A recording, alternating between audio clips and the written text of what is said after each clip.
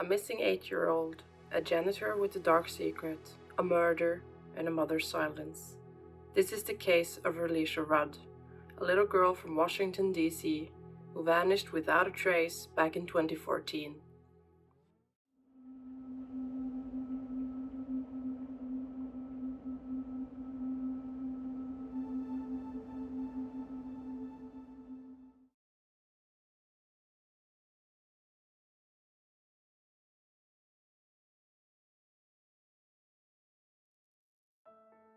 Relisha's case shook the city, and it still haunts those who remember her name.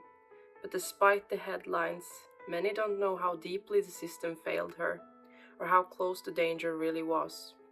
As I learned more about Relisha's story, I found myself feeling deeply unsettled, not just about her disappearance, but everything that led up to it.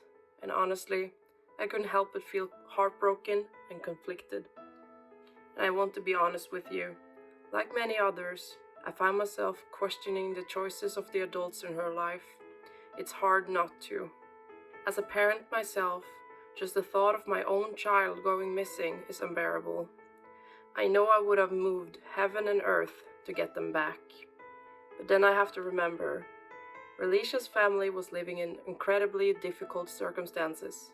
Poverty, homelessness, and a lack of resources that can cloud judgment. And sometimes people place trust in the wrong person just because they're desperate for help. That doesn't excuse what happened, but it might help us on the outside understand it. This isn't about pointing fingers. This is about asking the hard questions and bringing light to these type of situations so that children like Relisha never fall through the cracks again. And the least we can do is try to shed some light on her case. Relisha Rudd was born on October 29, 2005. She was sweet, shy, and kind. She had a bright smile and a big heart. She loved the color purple, playing dress-up, and watching Doc McStuffins. But behind that bright smile was a childhood marked by instability. Relisha lived at the DC General Homeless Shelter with her mother and siblings. It wasn't a home, not really. It was a former hospital, overcrowded and understaffed, where families in crisis were often left to fend for themselves. The shelter had over 200 children living there at the time. Imagine that, hundreds of kids, all hidden behind the city's forgotten walls. It was in this environment, already stretched thin, that dangers found ways to get in.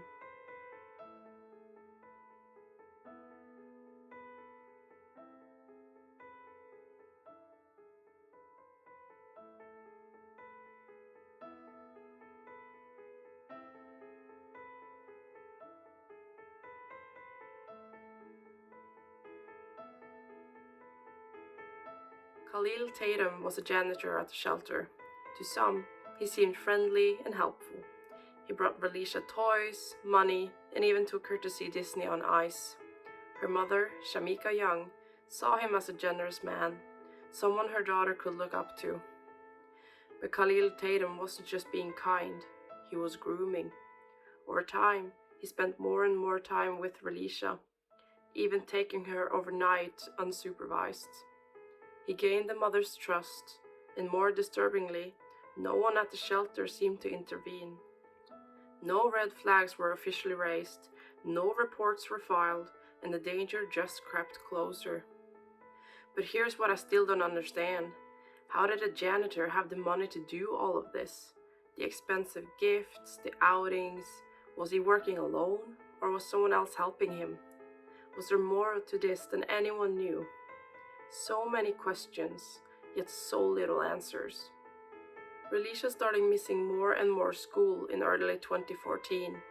The teachers grew concerned. She had already missed over 30 days, and the school reached out, and that's when her mother gave them a note. It said that Relisha was under the care of Dr. Tatum. But here's the thing, there never was a Dr. Tatum. It was Khalil Tatum, the janitor. That lie delayed the entire investigation. Days went by, precious time lost. On February 25, 2014, Surveillance footage shows her walking with Tatum into the Holiday Inn Express in Northeast Washington, D.C. There's no footage of her ever walking out. On March 1st, she's seen again with him at Days Inn in Maryland. This is also the last confirmed sighting of Relisha. Then, there was nothing but silence. By March 19, the school alerted the authorities. The police were called, and within 24 hours, an Amber Alert was issued. For those unfamiliar, an Amber Alert is a child abduction emergency alert that notifies the public through phones, highways, and media. It's meant to help locate children quickly after they go missing, but by the time Relisha's alert was issued, she'd already been gone for weeks. On March 20th, the police went looking for Tatum, and a few days after the search for Relisha began, investigators made another grim discovery. Andrea Tatum, Khalil's wife, was found dead in a motel room that he had paid for. She had been shot in the head, execution style. Police believe Khalil killed her, likely to silence her or prevent her from cooperating with law enforcement once the search for Relisha began. Andrea was 51 years old, a wife, a mother, a grandmother. And while the media often focuses only on Relisha and Khalil, Andrea is a victim in this story too. Her life was stolen, and like Relisha, she didn't get justice. And her murder tells us something chilling. Khalil Tatum was not just grooming or hiding a child, he was a man willing to kill. In the following days, the FBI joined the search. They tracked Tatum to Kenilworth Park and Aquatic Gardens, a large wooded area near the Anacostia River. It was a place he knew well, and where many feared he might have taken Relisha.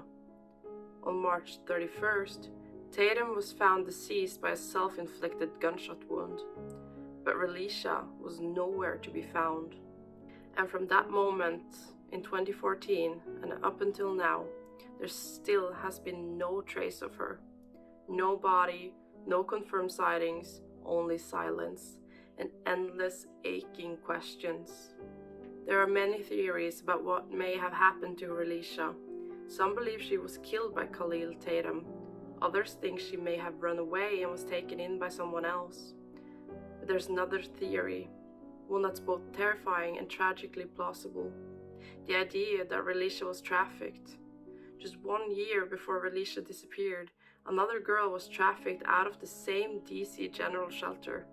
That girl was fortunately rescued, but the case exposed just how vulnerable the children in that shelter really were. Khalil Tatum, the man last seen with Relisha, had access to her for weeks, unsupervised and unchecked. He took her to multiple hotels and convinced school officials he was a doctor. Some people believe he may have handed her off to someone else. The FBI has never ruled out human trafficking as a possibility. And with no body, no confirmed signs of violence, and no real closure, that theory remains heartbreakingly possible. The FBI continues to list her as a missing person, not deceased. The case may be cold, but it's still open. Over the years, volunteers have organized searches, memorials have been held, posters have faded from city walls, but her name still echoes in the hearts of communities that refuse to forget her.